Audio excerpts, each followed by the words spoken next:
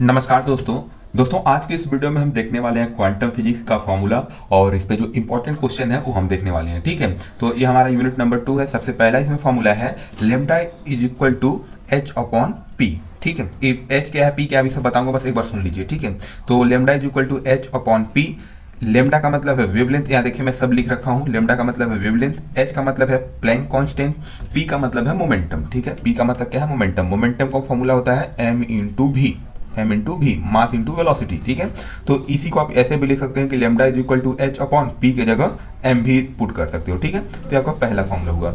उसके बाद दोस्तों ये लास्ट वाला फॉर्मूला एक बार देखिएगा, अभी इन दोनों के बारे में हम बात करेंगे। लास्ट वाला फॉर्मूला देखिए क्या है, delta X into delta P is greater then H upon 4 पाई। ठीक है, डेल्टा एक्स का मतलब क्या है, डेल्टा एक्स का मतलब है अनसर्टेनिटी इन पोजीशन, मतलब पोजीशन में कोई अनसर्टेनिटी है। ठीक है, ठीक है। डेल्टा पी का मतलब क्या है, अनसर्टेनिटी इन मोमेंटम, पी का मतलब मोमेंटम, तो अनसर्टेनिटी इन मोमेंटम। यहाँ पे एक्स, एक्स मतलब पोजीशन और डेल्टा मतलब अनसर्टेनिटी, तो uncertainty in position, uncertainty in momentum. ठीक है, एच का मतलब प्लैंक कांस्टेंट और 4/पाई। ठीक है, 4 पाई, 4 का मतलब कांस्टेंट ही है, पाई आपको पता है 3.14 होता है। अब देखिए ये वाला फॉर्मूला आप चाहे तो ध्यान रखें या फिर चाहे तो ध्यान ना रखें। मैं ऐसा क्यों बोल रहा हूँ, अगर आप 2 मार्क्स वाले को केवल क्वेश्चन करने वाले हैं तो वो बेसिकली इस पे या फिर आपको इस पे मिलेगा। जो 4 मार्क्स के क्वेश्चन होते हैं ना, इस पे बनते हैं। तो देखिए अगर आप पहले से चैप्टर ढंग से कर रखे हैं, आपने न्यूमेरिकल वगैरह सॉल्व कर रखा है क्वेश्चन बैंक का, तो आपको एक पूरा क्वेश्चन करना चाहिए। लेकिन जो लास्ट मोमेंट में पढ़ रहे हैं भाई साहब, उनको कुछ नहीं पता है, क्वांटम फिजिक्स के बारे में कुछ नहीं पता, पहली बार फॉर्मूला वगैरह देख रहे हैं, तो उनसे मेरी यही रिक्वेस्ट है कि आप पहला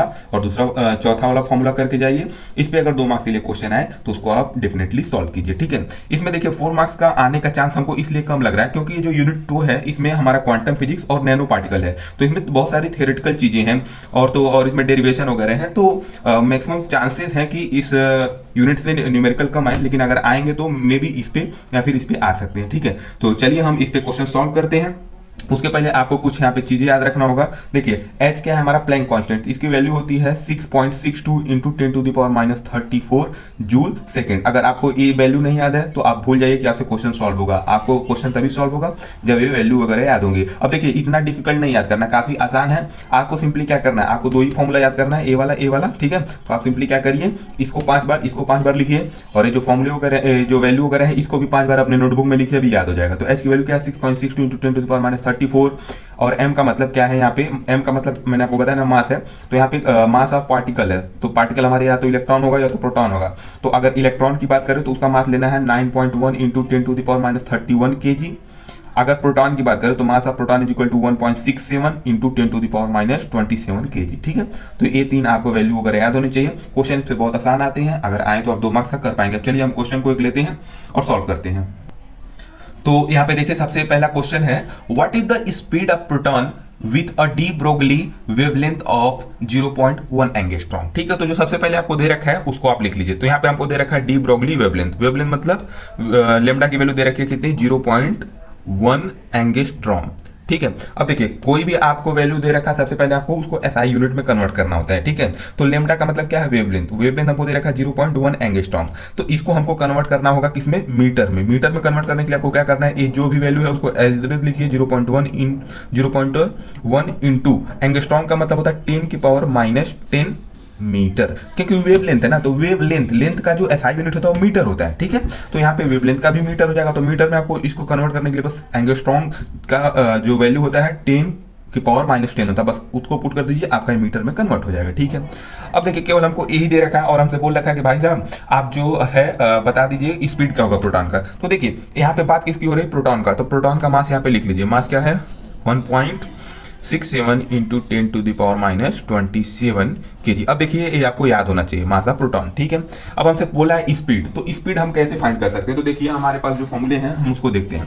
तो पहला जो हमारा फॉर्मूला है lambda is equal to H by P, तो यहाँ से तो नहीं हो पाएगा, लेकिन जो सेकंड फॉर्म है इसका lambda is equal to H by M V. V का मतलब क्या है, वेलोसिटी मतलब स्पीड। तो हमको देखिए मास पता है, प्लैंक कांस्टेंट पता है, लेमडा की वैल्यू पता है, हम वी को फाइंड कर सकते हैं। ठीक है, तो हम सिंपली यहाँ पे फॉर्मूला अप्लाई करेंगे, lambda is equal to H upon M भी। अब हमको भी कैलकुलेट करना है, तो भी को हम इस साइड लाएंगे, तो भी को इस साइड लाइए और एम को इधर रहने दीजिए, equal to H upon A M lambda हो जाएगा। सिंपल है, हमने लेमडा को यहाँ पे लाया और भी को इस साइड ले गया, तो भी is equal to H upon M lambda. ठीक है जी, ठीक है। अब हम सिंपली यहाँ पे वैल्यू पुट कर देंगे। एच का क्या है 6.62 इंटू 10⁻⁻34 ठीक है, एम की वैल्यू कितनी है 1.67 इंटू लेमडा का वैल्यू क्या है 0.1 इंटू 10⁻⁻10।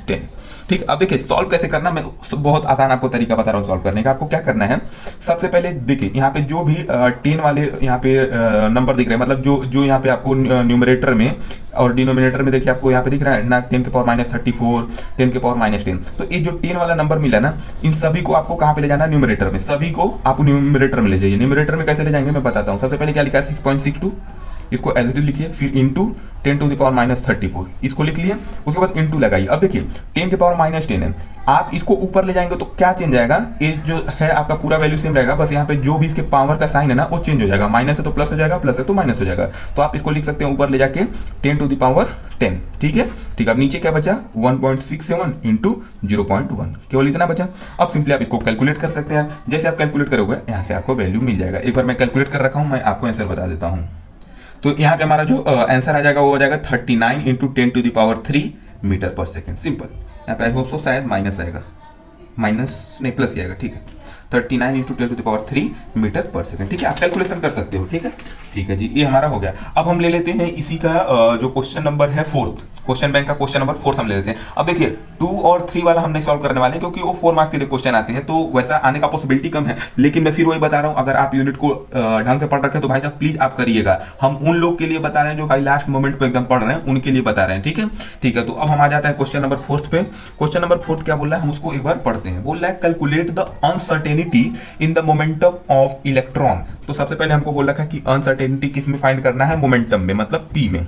ठीक है, हमको इसमें फाइंड करना है if uncertainty in position is 1 angstrom, मतलब हमको डेल्टा एक्स की वैल्यू दे रखा है। देखिए ना बोला है अनसर्टेनिटी इन पोजीशन, पोजीशन मतलब एक्स, अनसर्टेनिटी मतलब डेल्टा, तो इसका वैल्यू क्या हो जाएगा 0.1 एंगस्ट्रॉम। ठीक है, अब एंगस्ट्रॉम में है तो इसको भी आप मीटर में कन्वर्ट कर लीजिए। तो कैसे करेंगे, 0.1 को ऐसे रखिए, एंगस्ट्रॉम की जगह 10⁻10 से मल्टीप्लाई कर दीजिए, ये मीटर में कन्वर्ट हो गया। ठीक है, अब देखिए हमको दो चीजें पता चल गई। हमको एक डेल्टा पी निकालना है, डेल्टा एक्स पता है। तो अब बताइए कौन सा फॉर्मूला लगाएंगे, 4th वाला, क्योंकि देखिए हमको डेल्टा एक्स पता है, डेल्टा भी फाइंड करना है, h/4 तो कांस्टेंट है, इसको हम कैलकुलेट ही कर लेंगे। तो सिंपली यही हम लिखेंगे, delta X into delta P is greater than equal to h/4 ठीक है, हमको फाइंड जो भी करना है उसको राइट साइड में रखिए, डेल्टा पी को राइट साइड में रखिए और सबको लेफ्ट साइड में ले जाए। तो h/4 और इंटू डेल्टा एक्स। ठीक है, अब हम इसकी वैल्यू को यहाँ पे पुट कर लेते हैं। तो वैल्यू पुट करेंगे तो क्या हो जाएगा 6.62 इंटू 10⁻34 अपॉन 4 इंटू पाई की value 3.14 into delta X. Delta x की वैल्यू यहाँ पे कितनी आई 0.1 इंटू 10⁻10। ठीक है, अब इसको सॉल्व कैसे करना है, सॉल्व करने के लिए आपको पता ही है। सबसे पहले आप क्या करिए, जो भी यहाँ पे 10 के पावर वाली चीज़ है इसको आप न्यूमरेटर में ले जाइए, मतलब ऊपर ले जाइए। तो इसको एज इट इज लिखिए इंटू 10⁻34 इंटू यहाँ पे 10⁻10 है तो इसको ले जाइए ऊपर, तो 10⁻+10 हो जाएगा अपॉन 4 इंटू 3.14 इंटू 0.1। अब इसको आप सिंपली ऐसे कैलकुलेट कर लेना, आपको आंसर मिल जाएगा। मैंने एक बार कैलकुलेट कर रखा है, मैं आपको दिखा देता हूँ। इसका जो आंसर आएगा 0.527 इंटू 10⁻24 kg मीटर पर सेकेंड आएगा। यूनिट जरूर लिखिएगा, यूनिट मत भूलिएगा लिखना, क्योंकि मार्क्स कट्स हो सकते हैं। तो आप ध्यान रखिए कि जो डेल्टा पी का यूनिट है kg मीटर पर सेकेंड है। ठीक है, ठीक है, आई होप सो आपको समझ में आया होगा।